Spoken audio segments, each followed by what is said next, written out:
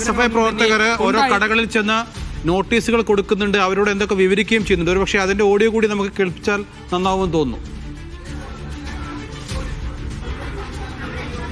തീർച്ചയായും ആളുകൾ ഇവിടെ SFI പ്രവർത്തകർ പല കടകളിലായി ഇത്തരത്തിൽ ഈ പോസ്റ്ററുകൾ വിതരണം ചെയ്യുന്നുണ്ട്. നിലവിൽ ഇപ്പോൾ ഈ ഭാഗങ്ങളിൽ ഈ പോസ്റ്ററുകൾ പതിക്കുകയാണ് SFI ചെയ്യുന്നത്. ആളുകളോട് തങ്ങളുടെ MLA യെ കാണാനില്ല എന്നുള്ളതാണ് SFI പറയുന്നത്.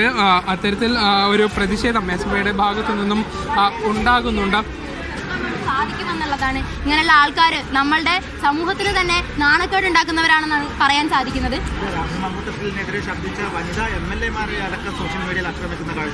അതെ, കാരണം എന്താ വെച്ചാൽ ഇവിടെ യൂത്ത് കോൺഗ്രസിന്റെ ആണെങ്കിലും മറ്റുള്ളവരും പരോക്ഷമായിട്ട് VKS എന്ന് പറയുമ്പോൾ എന്നിരുന്നാൽ പോലും പരോക്ഷമായിട്ട് വളരെ മോശം രീതിയിൽ ഇതിനെതിരെ പ്രതികരിക്കുന്നവരെ സൈബർ ബുള്ളിങ് ചെയ്യുന്നൊരു സ്ഥിതിയാണ് ഉണ്ടായിട്ടുള്ളത്. അങ്ങനെ ഉണ്ടാകുന്നത് വഴി ഇന്നത്തെ ഈ നാട്ടിൽ ജീവിക്കുന്ന ജനാധിപത്യ രാജ്യത്ത് ജീവിക്കുന്ന സ്ത്രീകൾക്ക് എന്ത് സുരക്ഷയാണുള്ളത്?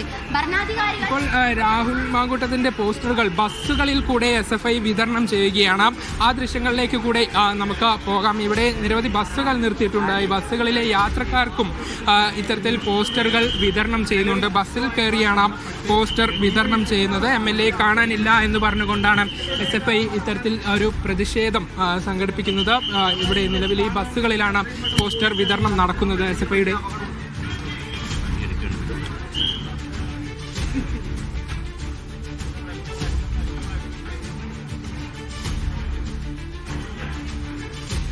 വ്യാപകമായ പ്രതിഷേധം SFIയുടെ ഭാഗത്തു നിന്നും വ്യാപകമായ പാലക്കാട് SFIയുടെ പ്രതിഷേധം തുടരുകയാണ്.